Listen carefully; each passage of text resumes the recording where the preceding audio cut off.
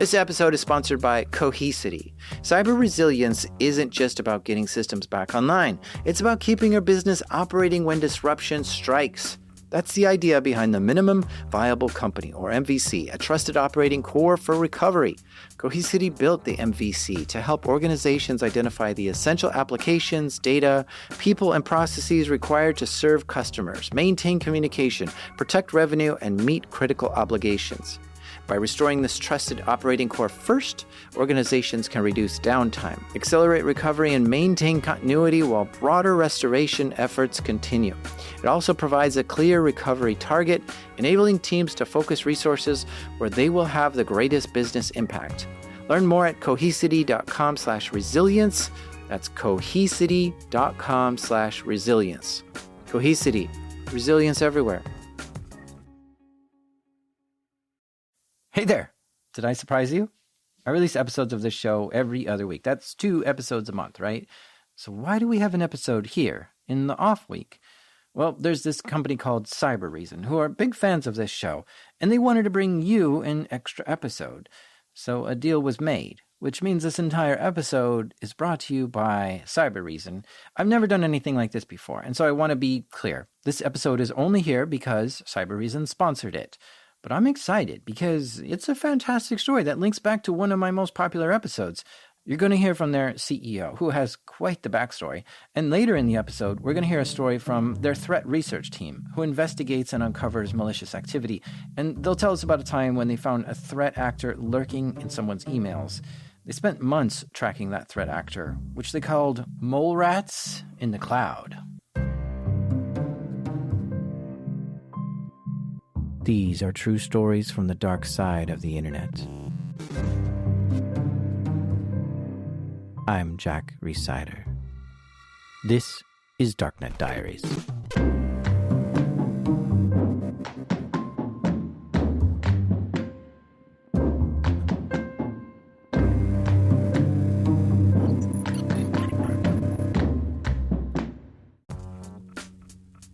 This episode is brought to you by Black Hills Information Security, trusted by the cybersecurity community for nearly 20 years. Need a pen test or 24/7 monitoring from their active SOC team? Or maybe you're ready for continuous pen testing to keep your systems battle ready. Black Hills InfoSec can take care of it all. And if you want to learn how they do it, check out Anti-Siphon Training. It's built for people who really want to hone their skills, from SOC analyst tools and methodologies to setting traps and running deception operations. AI is changing cybersecurity right now. Defenders use it, attackers use it, and that's why Anti-Siphon Training is hosting their free AI Security Summit on August 14th. Join experienced practitioners as they share practical lessons, real-world experiences, and insights into how AI is changing cybersecurity. And because you're one of my listeners, they've got a little something extra waiting for you at blackhillsinfosec.com/darknet. The website you need to go to is blackhillsinfosec.com/darknet.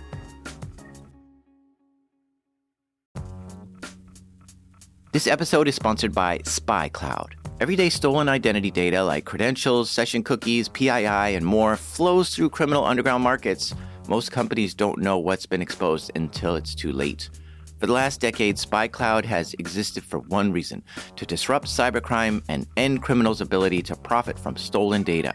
That mission has never been more urgent.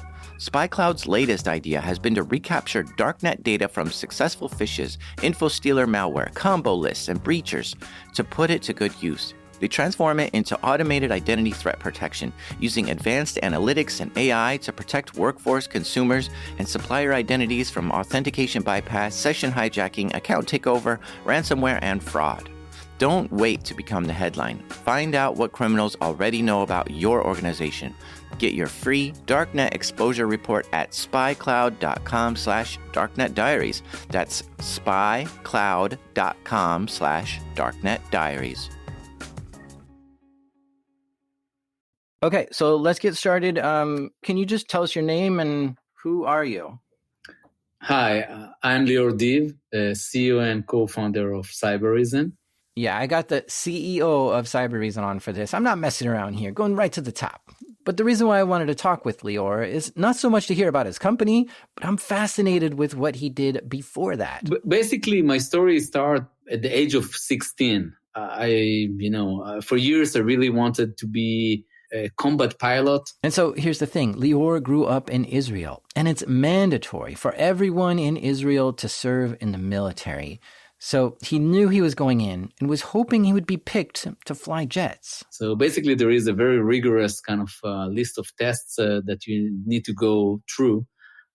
So at the beginning, we were, I think, probably 1,000 people that doing the first test. I did not knew back then kind of the test is for which unit or for what occupation specifically. After that, they cut it by half and it was 500 people.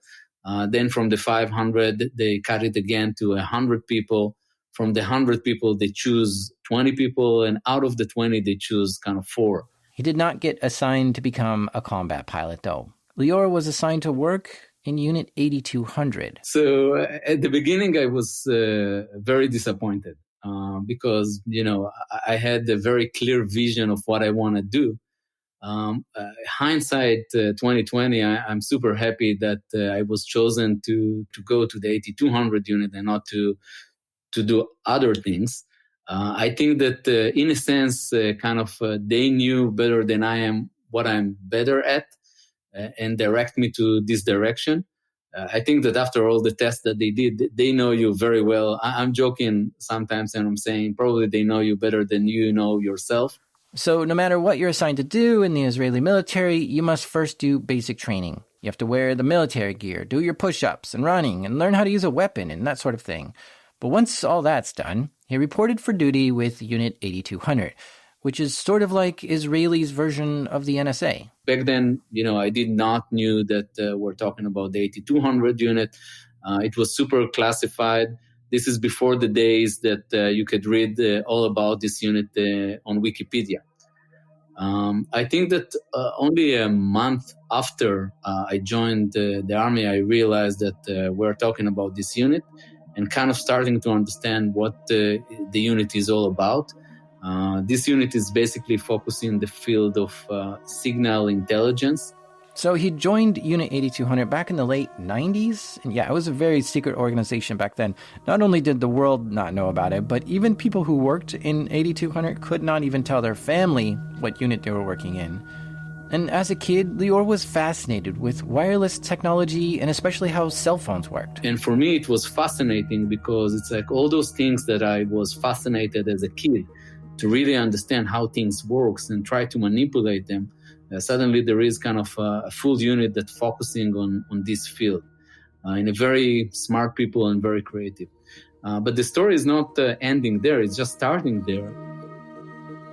The unit have a very unique way to take people right out of high school and basically teach them all the things that they need to do in order to be an expert in something. And at the beginning, you're not an expert, but you gain your knowledge. So in my case, it basically was 6 months of a very, very rigorous training that every week we were learning something different.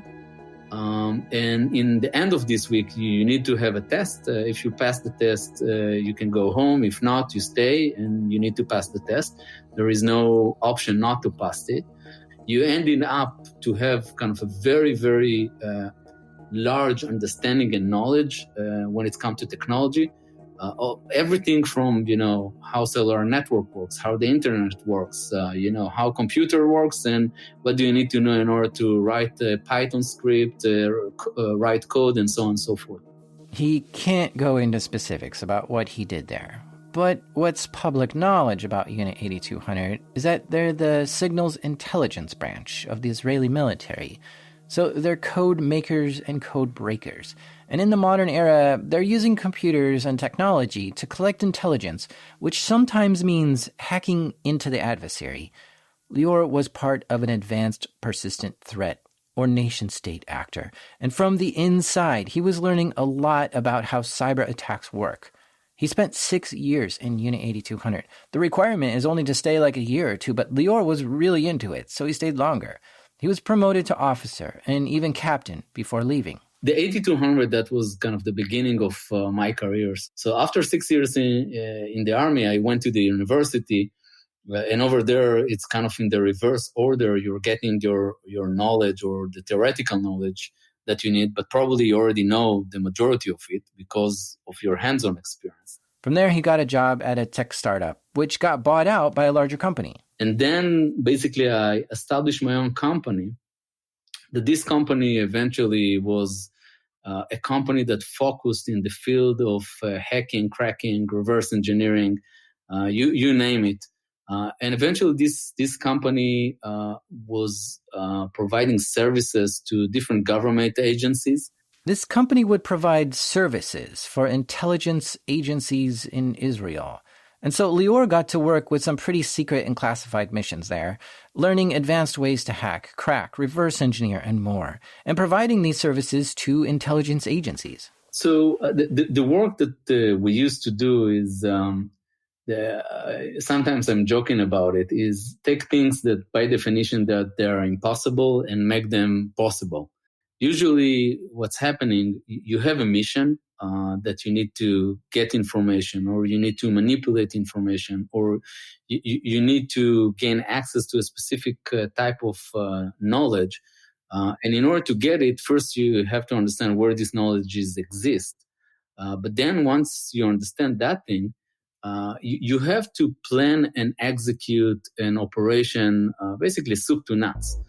For example, you will have a team that focus in the deception, meaning that if you want to go into an asset and collect information, but you know that they are going to protect themselves very good. Okay, I find this interesting. When hackers use deception as part of their methods, Lior's team had a mission to get into someone's computer, but if he just launches an attack from his office, that can easily be traced back to him, so he doesn't want to do that. The target can't know who he is, so he has to be tricky. And one way to be deceptive is to get his team to distract the target. Let's say that they're doing a massive DDoS attack on them. They will think that this is what's happening, but on the back end of this DDoS attack, actually there is the real hacking going on. And somebody has managed to install, let's say, a piece of software on one of their machine and have the initial access. That's an interesting way to do it. When you're breaking into an adversary's computer, you want to be as quiet and sneaky as possible, right? Well, Lior here decided to do the opposite. He wanted to ring alarms, but he wanted to ring so many alarms that when he did break into the computer, he would just be able to hide in the noise, which is one way to get in undetected. But usually most of the stories are stopping when we're talking about the initial access. But in reality, the penetration, the first act of going in and had a foothold in an environment, this is just the beginning of an operation. That's not the end. Usually from that point, there is a very lengthy process that you have to do in order to first understand where did you land, what asset do you have, and then to the ability to move from one machine to another machine in order to keep map the environment. And the most important piece is to really locate the data that you need and start to collect it. Even once you find the data and you manage to collect it, the operation is not ended, because then you have to exfiltrate the data outside of organization, and that's by itself can be a separate operation to do. Because just to get the data, this is one thing, but the ability to take it out, it's another thing. But this is another kind of false notion that people think that operation is starting and ending, and then hackers goes out, and that's it. But in reality, when you talk about government against government, once you manage to go in, you want to stay in. You don't want to go out. And you want to have the ability to keep collecting information, and you want the ability to keep doing it. And even if somebody finds you and you need to clear the environment and go out, you want to make sure that you have a backdoors to go in every time, again and again. According to Lior's bio, it says he's an expert in hacking operations, forensics, reverse engineering, malware analysis, cryptography, and evasion. Yeah, evasion. That's the practice of not being caught or stopped, like evading antivirus detections and hiding your tracks and being unseen in the network. But yeah, looking back at the experience he got from being in Unit 8200 and then formal studies of computer science at a university and then working with intelligence agencies to conduct secret missions, yeah, I'd say Lior is an expert hacker. As part of my time in those different, units, I received the Medal of Honor for kind of one of, it was a very strategic operation that we needed to plan and execute. Needless to say that we cannot go to the details of it. Maybe one day we will be. But for me, it was fascinating to understand that with enough creativity and ingenuity, you can manipulate almost any network that exists out there and almost kind of bend physics to your benefits. And for me, to be part of this type of capabilities, it's kind of proving to yourself, but it's not just about me, it's about the team that we were working together, that if you really want to achieve something and you have the time and resources and creativity, you can almost bend physics to your benefit. And I think that in that situation, we managed to do that. I was super proud of the team and, the execution of the mission back then. Now, what's interesting is Lior was helping the Israeli intelligence units when Stuxnet was going on. If you're not familiar with Stuxnet, check out episode 29. But this was an attack on an Iranian nuclear enrichment facility in order to thwart their enrichment process. And this virus literally made its way into the centrifuges to degrade them, which is just phenomenal because nothing in the enrichment facility was connected to the internet. So how could hackers get all the way into the centrifuges and then have this malware run all by itself without any remote control? That's just incredible. Now, of course, Stuxnet is classified super tight, but the circumstantial evidence shows that the US and Israel were behind this attack. So I just wonder if Lior had anything to do with that. But of course, I can't ask him. But he does think that Stuxnet changed the world. I think that Stuxnet was the first time that people got a real demonstration of how you can leverage software and code in order to achieve military or government goals. That was the first time that people managed to see kind of in a large scale the ability to leverage it in order to create a link between the cyber world into the physical world, and actually to achieve results in the physical world while you're leveraging software. Till that point, it was like no real big demonstration of this capability. It was a lot of theoretical one. We're talking about an isolated network, air-gapped, that has no connection to the internet. Then it's become almost like a magic. The fascinating thing was that this virus or worm was not manually operated, meaning it was dormant. And once it's understood that it's on the target machine, it started to run automatically and do whatever it's need to do. Zero communication to the outside world. So the combination of all those things together kind of created, I believe, sparked the imagination of people. And for me and my two co-founders, we just knew that from that moment, people will understand that there is a different type of problem out there, that we're not talking about IT security anymore, that when there is attackers that kind of really determined to go after a target, they will be able to do that. And we knew from our kind of personal background that this is a reality and it's not a mystery. So for us, we decided that this is time to basically do something, because we knew that till that moment, the adversary has an advantage. And we said to ourselves, we have to reverse the adversary advantage. We have to give back the power to the defenders in order to do something. And in order to do that, we said, look, we're going to take all the massive amount of years that we have on really understand how hackers works, like really, by viewing it from the first row seat, and take all the knowledge that we have and to be able to create something new, a new mindset. And what he determined is defenders don't have enough indicators to detect attacks. I mean, if Lior was able to bypass antivirus, evade intrusion detection tools, and then plant himself in a system for a long period of time without being detected, then yeah, he knows defenders are unable to detect him. And what's more, he knows exactly where to look to be detected. So while traditionally defending teams look for indicators of compromise, which could be a known bad IP address or malicious packets or malware present, Lior and his team started looking for malicious indicators of behavior, which are signs that a malicious actor is conducting their operation. So basically, we invented a new method, and the method is operation-centric, and we call it the MALOP, the malicious operation approach. The MALOP approach basically assumes that hackers has many steps to do in an environment. This is not just the act of penetrating into the environment. And we're going to meet the hackers whenever they are. So every step that they're going to do, we're going to anticipate the step, and we're going to be there and collect information before they're doing anything. So in a sense, think about it, that you just put a camera in every room, every door, and you record everything. And you know that if you're starting to see a behavior that is bad, you can say, hey, right now there is a malicious operation going on here. So it's not about the malware, it's about the MALOP that you want to find. It's not about the gun, it's about the people that's using the gun.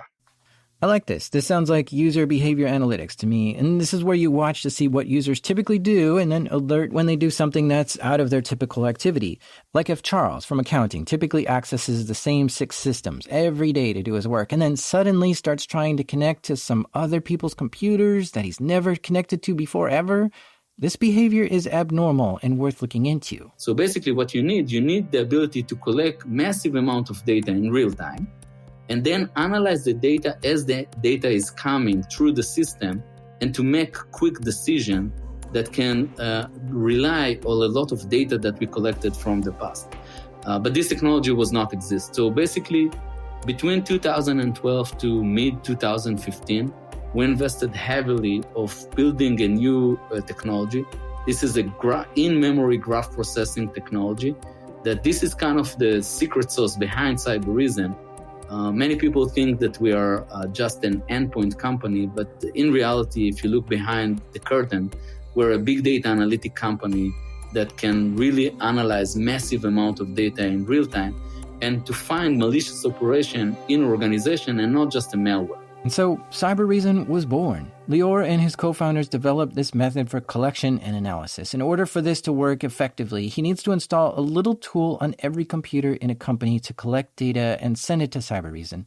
This is called endpoint detection. Actually, I think they call it endpoint protection because the tool doesn't just detect, but also stops attacks. And they got this thing up and running. Cybereason was officially ready, and they started telling people about their solution. It was a big cellular network that approached us and said, look, we think that we are under attack. We're not sure. We see artifact. We have every technology that exists out there, but we cannot point the finger of what's really going on. Okay, their first customer. They're seeing some weird activity, and they think a hacker was in the network, but they couldn't find him. So it was go time for Cybereason. This was the first real test. Time to get in their network, install this software on every computer in the whole company, and see if this method of detection actually works. But this was a big company. It took us a few days to deploy 50,000 sensor on every basically machine that they have, on-premise, in the cloud, everything that they owned. The system starting to run, and for us that was kind of the first demonstration to see it's live. They got everything installed and were collecting tons of data from this company and analyzing it. But all was quiet. The first days after we installed the system, we did not saw anything. And we asked them, it's like, did you guys install it on every machine that you have? And it took them a while to admit that they did not install it everywhere. Ah, right. I get a kick out of this because some companies only focus their security on certain systems in the network. This reminds me of a personal story. For a while, I was a security engineer, and I was collecting logs and analyzing them for malicious activity. And I found this one system was showing signs of infection, and I reported it to the IT team. And you know what they said? That's impossible, because that IP doesn't exist on our network. And so I traced the packets all the way back to where the system was, and I showed them where it was, and they still didn't believe me. They didn't take any action on fixing this infected system because they were sure there was no such computer in their network with that IP. But after a few weeks of insisting that it does exist, they finally took a look and found it. It was a computer that was not authorized to be plugged into the network, and it wasn't using the IP scheme the company uses. And that's a big problem that some companies face. They have no idea what computers are even in their network. So anyway, Lior was able to convince this company they needed to install the endpoint software on all the computers. Once they decided to deploy it everywhere, immediately we're starting to see those artifacts of hacking operation or malicious operation going on. For us, it was massive excitement because that was the first time that we saw a large-scale attack on a massive network. Think about it. It's 50,000 endpoints connected. It's a cellular network, so it's very big. We were ecstatic because we knew that this is not just a proof that the system works. This is a proof that the method of finding malicious operation is better than just to try to find, this tool or that tool. Because they saw the tools that the hackers used, but they could not tailor it to a story in order to be able to say, hey, this is the story of what's going on right now. So in a sense, the malicious operation for us is the ability to tell a story of what hackers are doing inside your environment. And the most important thing is to prevent them of doing it. Were you on that call when you called to tell them, okay, we found a hacker in your network? Yeah, it's... Well, how'd that go? The call with them, it was a very interesting call because we basically told them, look, we know that there is adversarial activity right now. By then we managed to prove that this is a group from China that doing it. It reached to the point that we knew who is the person that write the code.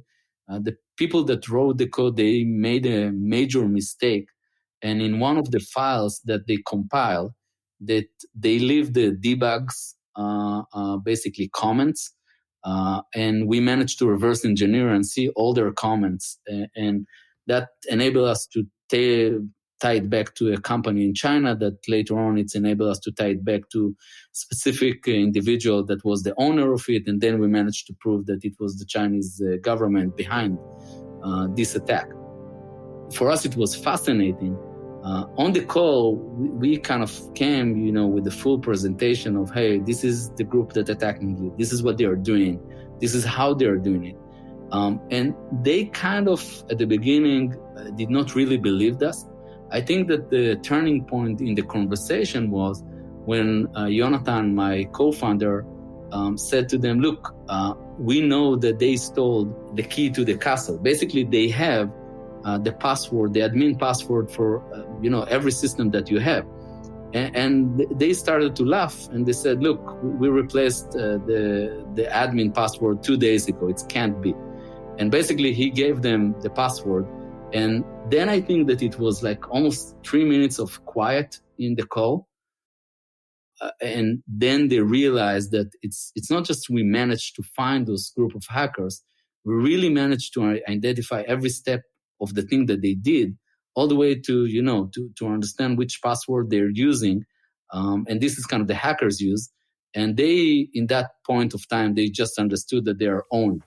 This was a success, their first customer. And not only did they find this adversary, but they were also able to figure out who, why, and what data was touched in the network.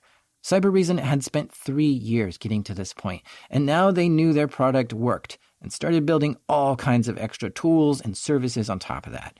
Like, not only do they have a tool to detect what malicious activity is happening in the network, but they also have a full response team to go in and fix those issues too. And then on top of that, they have a threat intelligence team to do research on emerging threats. We are not just know what's going on out there, meaning what's going on with each and every one of the attack group. What we're trying to do in a very aggressive way is to find how they're hacking, to find their tactics and techniques, and to expose them to the world. Because once you do something like this, you basically throw the attackers back, sometimes half a year, sometimes a year, depends what you manage to find. So don't be surprised that it's like every once in a while, Cybereason is releasing kind of a major research that basically killed the ability of this group to operate now for another year. We're a big believer that that's make our customers base safer, but it's make the world a safer world. So this is kind of part of the mission of Cybereason, is to reverse the adversary advantage. We'll take a quick break here, but stay with us because after the break, we'll hear a story from their threat research team and how they discovered a new piece of malware that's really interesting. This episode is sponsored by Delete Me. Have you ever thought, I should really be doing something to protect myself from stalkers, scammers, and hackers, but you're not sure what? Here's what you should do. Go to www.joindeleteme.com/darknetdiaries and enter code DD20 and you'll get 20% off Delete Me. And a few years ago, I signed up and Delete Me got busy scouring the internet for my name and gave me reports on what they found and deleted stuff. Take control of your data and keep your private life private by signing up for Delete Me. Now at a special discount for my listeners, get 20% off your Delete Me plan when you go to www.joindeleteme.com/darknetdiaries and use promo code DD20 at checkout. The only way to get 20% off is to go to www.joindeleteme.com/darknetdiaries and enter code DD20 at checkout. That's www.joindeleteme.com/darknetdiaries, code DD20. Now, it's always fascinating to me when a security company exposes a certain threat actor in the world because it's always a good story. There's some shady activity group going on, a security company finds it, researches it, figures out what happens, and then lets the world know about it. Cybereason has so many of these stories where they faced off against adversaries. And so I asked Asaf to come on to tell us one of these stories. So my name is Asaf Dahan. I'm heading the Nocturnus threat research team at Cybereason. So there's this team inside Cybereason which is called Nocturnus. And the Nocturnus team are security researchers who hunt through the massive data they've collected to try to find new threats nobody's ever seen before. So for instance, suppose some computer is demonstrating indicators of malicious behavior, but an antivirus scan can't find any vulnerabilities. So they narrow down what app or process of that system is doing bad stuff, and that might lead them to discover an unknown piece of malware. Malware that was just created by an adversary recently that has never been seen before in the security community. And this is what the Nocturnus team lives for. Now they'll reverse engineer that and dissect every part of the malware to try to figure out everything about it. Who made it? Where did it come from? What does it do? So this is where Asaf enters the scene and begins to investigate. And I'm curious, how many languages do you speak? It's okay. I speak 10 languages, not all on the same level or the same level of fluency, but yeah, I speak 10 languages. 10 languages? And how does that fit into doing threat research? Actually, it fits in quite well. I think one of the most important things to keep in mind when working in the field of threat intelligence or threat research is that beyond the technical aspect of like how a certain malware works or uncovering an infrastructure, you have to tie it to a global context or a geopolitical context, for instance, in that matter, or other research papers that we published. So the ability to have firsthand, almost unmediated linguistic capabilities is quite helpful. In our team, we I think if we combine all the languages, so we speak like 15 languages. I'm accounting for 10 of those, but so it helps. Yeah, it really helps. Like especially like if you go on the darknet, there are different hacking forums. There's some slang that is unique for hackers, or just like reading documents, whether it's phishing lure content and others. So it really gives you some understanding or better grasp of what is actually going on beyond the technical aspects of how, the bits and bytes of how a certain malware works. So Asaf has been with Cybereason for 5 years now. And back in early 2020 is when he saw something interesting, a loose thread worth tugging at. Back then, we started noticing some interesting looking phishing lures that were quite politically charged, targeted Middle Eastern entities. let's call it that way. And they were very much focused on targeting Arabic speakers. The phishing emails were written in Arabic, and they were from a group called the Popular Front of the Liberation of Palestine, which I don't understand Middle Eastern culture or politics all that much, but from Wikipedia, it looks like this is a group that's fighting to retake Palestine back. So this group sent out phishing emails with malicious software attached. Or did they? Upon closer analysis, it looks like the emails didn't actually come from that group, but it was made to look like it was coming from them in order to get their targets to read the emails and open the attachment. We believe, so it's our assessment, that they targeted political figures within the Palestinian Authority that associated with Fatah, with the Fatah movement, as well as other political entities in the Middle East. So that was back in February 2020, and that's where when we discovered the Spark backdoor. Hold on, I'm reading more on Wikipedia here, and I'm finding this fascinating. Palestine is a sovereign state that controls the Gaza Strip and West Bank, which both border Israel. And yes, there are many land disputes between Israel and Palestine, but there's also internal disputes just within Palestine itself. I mean, look at what happened in 2007 at the Battle of Gaza. At the time, the Gaza Strip was controlled by Fatah, but Hamas, another faction within Palestine, waged a military-style attack against Palestine itself in an attempt to take over the state. So you had Fatah and Hamas fighting to the death over who would be in control of the Gaza Strip. It was bloody, and Hamas took over. So you see, the geopolitical aspect of all this is complicated. But Asaf grew up in Israel with multicultural parents and speaks 10 languages, so he understands this pretty well. So again, he said, they targeted political figures within the Palestinian Authority that associated with the Fatah movement, as well as other political entities in the Middle East.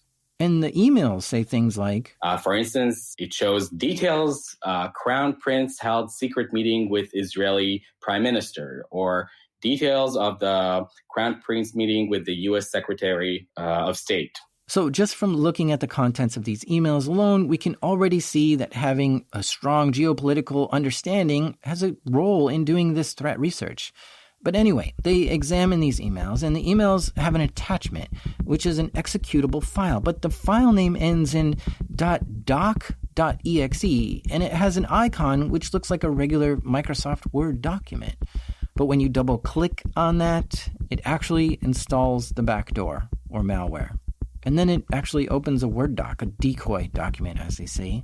So this wasn't really using any advanced vulnerability to get the malware installed on the system, but the Cybereason endpoint monitoring tools spotted this backdoor, which they called Spark. So it's a malware. It's a fully fledged application that runs on the victim's endpoints. Usually it could be laptops or desktop, and it gives the attacker pretty much a full access to the computer or the endpoint. They can run different commands. They can use it to steal information, to control in a way, if they choose to. They can also control the machine. They can download additional payloads, secondary payloads, which we see often, and basically harvest any information. So it's actually more of a, when you think about it, it's more of a spyware, actually. It's a tool that enables the attackers to carry out espionage attacks on their target. Now, when they discover malware like this, they first check to see if this has been documented before. One popular malware repository is virustotal.com. So you could send it there, and they'll tell you if they've ever seen it before. But that doesn't work very well for Arabic-written malware.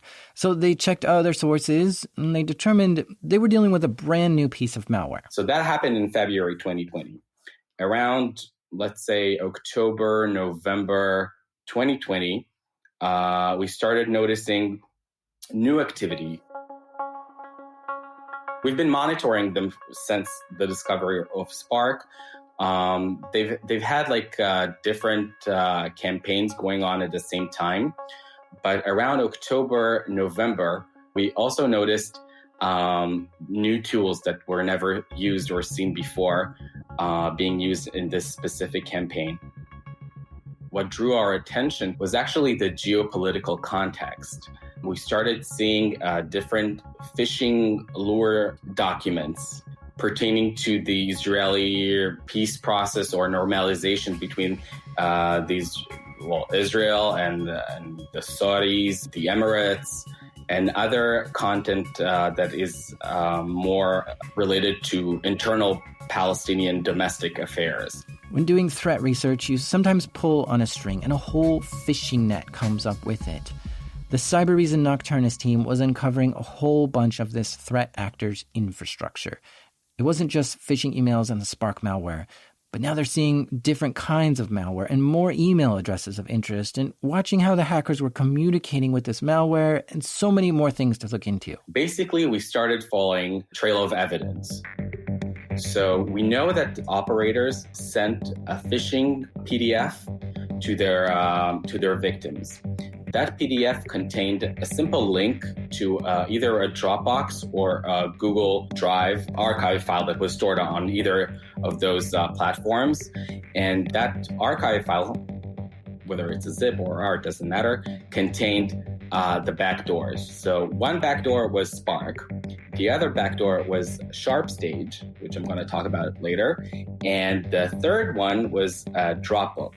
Okay, interesting. Whoever these hackers were not using the same malware for every target. They had 3 different backdoors that they were trying to get installed on their victims' computers: Spark, SharpStage, and Dropbook. And these would all allow hackers to take full control over their victims' computers. And this gave them even more stuff to reverse engineer and to look for clues and what other tools the hackers might be using and who they were. Now, these viruses were interesting. Let's first look at SharpStage. Basically, once it's installed on the victim's machine, they can control the machine, they can run arbitrary commands, fetch information. But what's interesting about it is the exfiltration method is using a Dropbox client. So in the code itself, we found an implementation of a Dropbox client. So once the hacker gets the information they needed from that computer they're in, they need to download that data. And you want to do that secretly, so nobody notices you're doing it. So how do you hide in the shadows of the wires? Well, they use Dropbox and sometimes Google Drive. Because so many people use Dropbox, it would look like normal traffic and blend right in without detection. Pretty clever. Another interesting thing that we saw is that the backdoor itself was targeting Arabic-speaking users. So one of the first things that the malware does was to check whether Arabic language was installed on the infected machine. If it wasn't installed, the malware wouldn't work. So, and it's also a clever way to avoid most sandboxes. So if you uploaded it to VirusTotal or like other online sandboxes, it simply wouldn't run because the default language is English, something that I think people need to be more aware of. Because sometimes files may seem benign or they may seem like they're not doing much. But once you dive into the code, you can see, the reason behind it. So that was SharpStage. The second backdoor that we discovered was Dropbook. And I think this is by far, the most interesting one. Okay, so this malware called Dropbook was very similar. Once it's installed, it gives the hacker remote backdoor access into that computer, and it exfiltrates that data through Dropbox. But what's interesting with this one is how the hackers were able to control it remotely. See, every piece of malware must get instructions on what it should do once it's installed. Sometimes it's hard-coded in the malware itself. But other times, malware reaches out to another system to get those commands, asking, what should I do?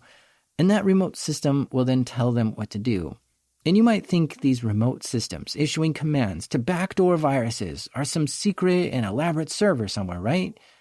Well, as it turned out with Dropbook, it was just using Facebook to send commands to the malware. They actually used Facebook fake accounts. So they created fake accounts on Facebook. Literally, when you look at the account, as you can see in our blog, there are, these accounts don't have any friends, interests, almost zero details. But what they do have is they have posts that contain very obscure content. Some of it is, let's say, it could be like encryption keys, or it could be a Dropbox API key. But we also found like Windows commands that to run, like for creating persistence and other things like that. So that was, I think, one of the most, I guess, striking or shocking pieces that we uncovered during this investigation. It's not only they were abusing, let's say, Dropbox or Google Drive to hide in plain sight, if you will, but a lot of bad actors do that, but they actually implemented a C2 communication channel using Facebook fake accounts, which I think is pretty cool. He calls it pretty cool. It's weird how defenders have a certain respect for the attackers and how they work, because there really are so many similarities between the two, you know? Both the hackers and defenders love technology. They're both computer geeks. They love learning about ways to exploit systems. The only thing that's different is their motive on what to use computers for.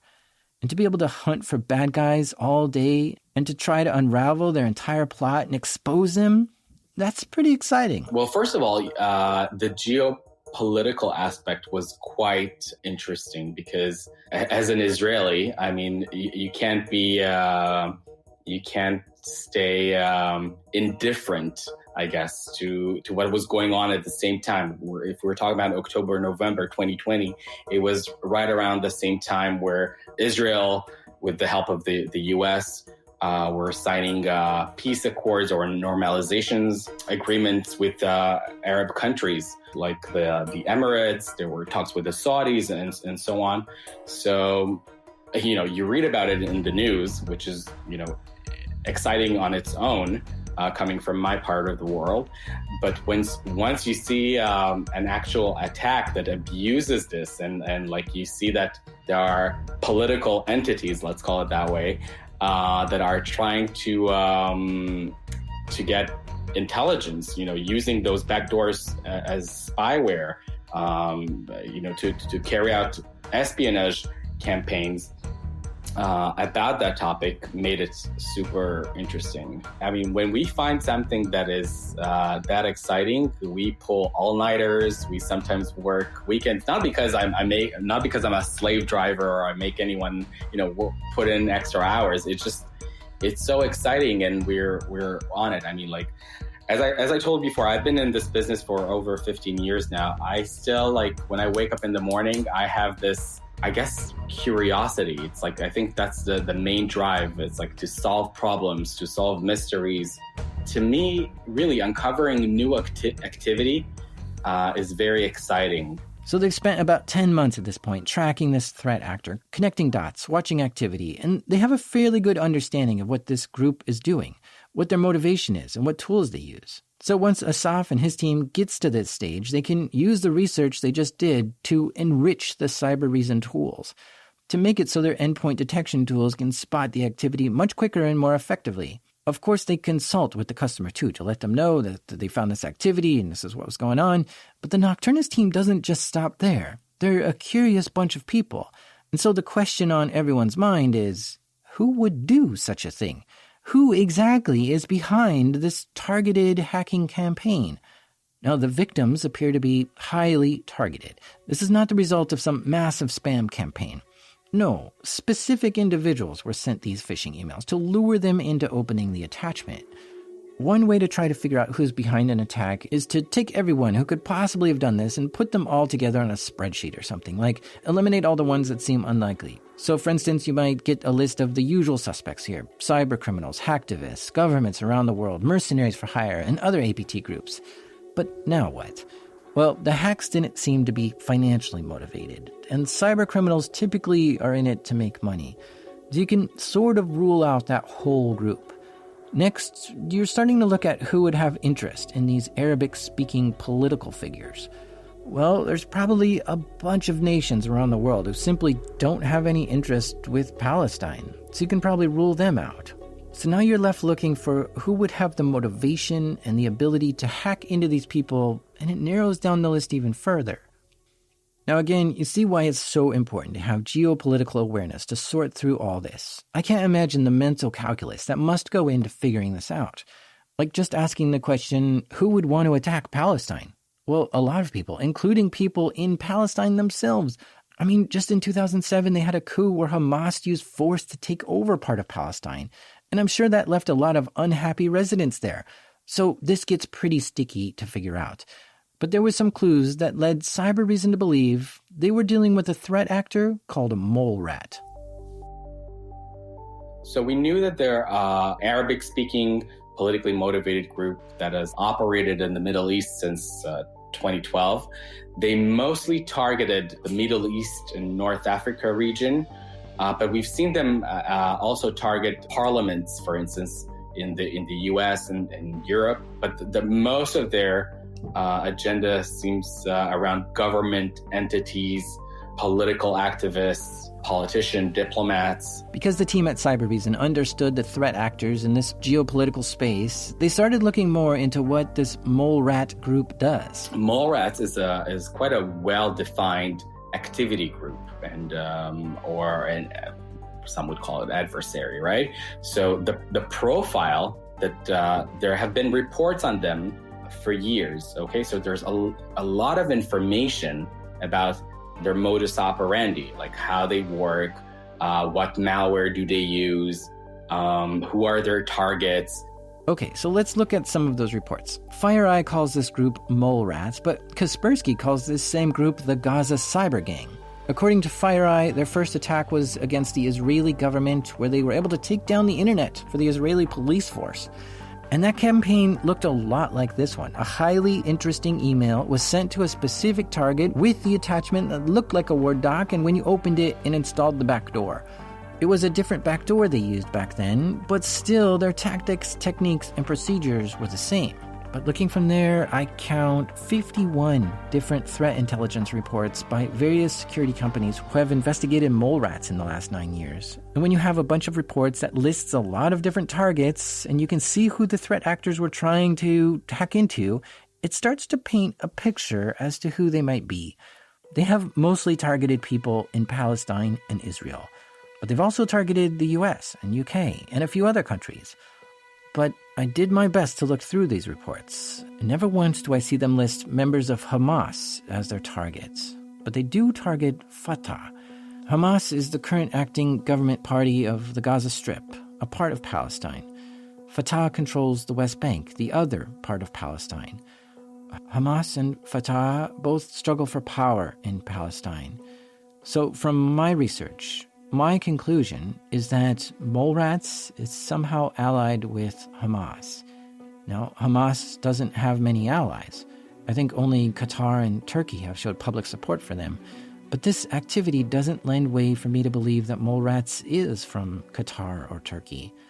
Cybereason didn't want to get into the specifics of who Molerats are exactly or who they might even be, because nobody knows for sure, and they don't want to suggest something that's incorrect. So I'm not sure to what degree Molerats might be connected with Hamas, if at all.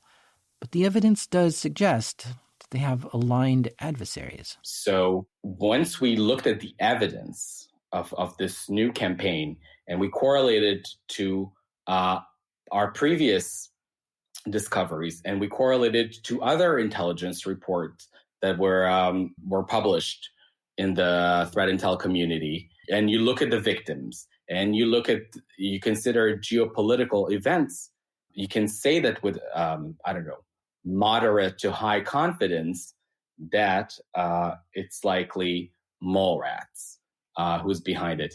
But again, I'll state that there's never, it's very rare to have 100% attribution if you're not an intelligence agency.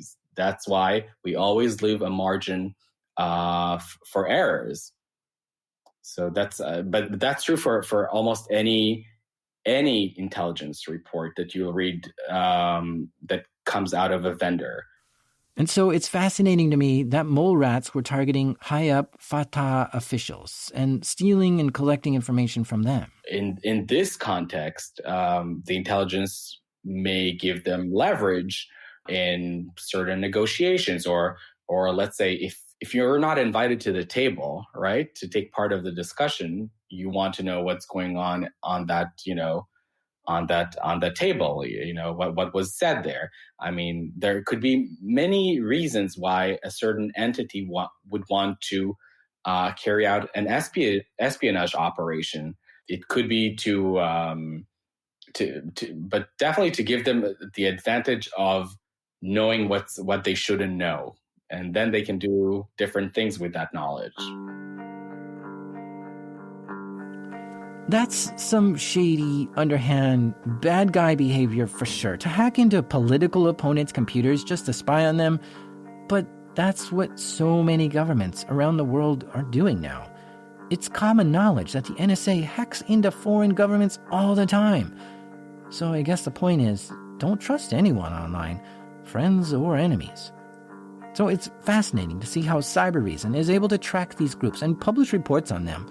And this helps make the world more secure because in their report, they show tons of different indicators and signs that you might have Molerats in your network.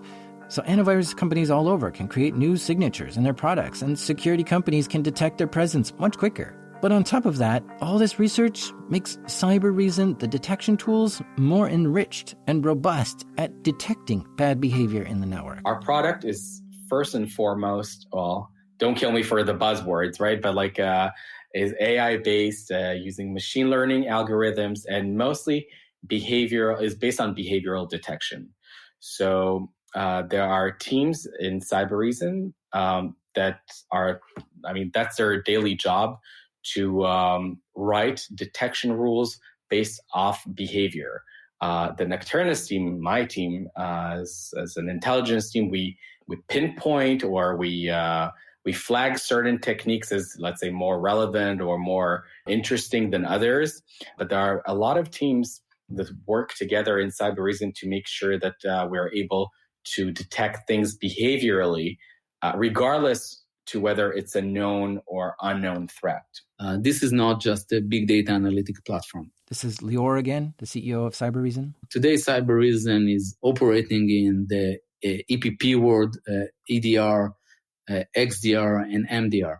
Basically, everything that's related to detection and response anywhere in a big enterprise environment, we know how to find and understand if there is hacking activity over there and then basically prevent it. So today, Cybereason has, we call it the defense platform. It's the most comprehensive platform that exists, really cover enterprises, we call it from endpoint to everywhere. Really the ability to see every thing that hackers can do in an environment, monitor it 24/7, and finding those malicious operations with the operation-centric approach.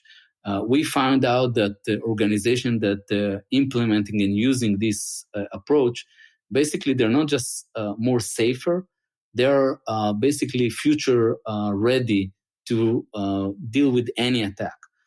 Okay, yeah. Tell me about the products you have and what solutions you have. Today we have a full protection on the endpoint. The way that Cybereason think about protecting an organization, we call it from endpoint to everywhere. So it started by deploying a sensor on every endpoint that the company has. And over there, we have everything from antivirus, next-gen antivirus, anti-ransomware, anti-fileless attack, really the ability to prevent everything that is malicious on those endpoints. But we're not stopping there. This is just the beginning. Then we know how to collect data from each and every one of those systems in real time. We collect all the data unfiltered, send this data into our cloud architecture. And over there, we're running the graph processing in real time. Basically, we collect data from every endpoint that the organization has. And then we're analyzing all the data in parallel. Basically, what we're doing, we're creating, building the network of relationship between everything to everything. So every process that's communicating with another process, every connection that's going in and out of the environment. Think about it as a big graph that we're basically painting while kind of the data is flowing. So this has really enabled us to really understand the interaction of every process, every machine, every user with the world and within the inner groups. So every deviation from abnormality, we know how to identify, and we call it the evidence. So let's say that the process usually communicated with X amount of processes, and suddenly it's deviating from the normality. We'll mark it as evidence. Let's say that there is a connection between two computers that usually are not communicated, suddenly become communicated. We're going to mark it as evidence as well. So the system is collecting endless amount of evidence as the data flows through the system, and then try to evolve the evidence to suspicions, basically to correlate multiple evidence together to a suspicious. And once there is enough suspicious, then we collect them and correlate them to a malicious operation. So when Cybereason is triggering, hey, there is a malicious operation right now and we stopped it, we can tell you the full story of what's happened. So this has really enabled us to go back and show you all the points and everything that the hackers did in order to be able to really understand what they did. Then we show how we blocked it. And then you can basically improve your capability in order to do better in the future. So are you still disappointed you didn't get to fly fighter jets? Running Cybereason every day, it's like flying a jet every day. So you don't need to do it in reality. You can do it in the cyber world.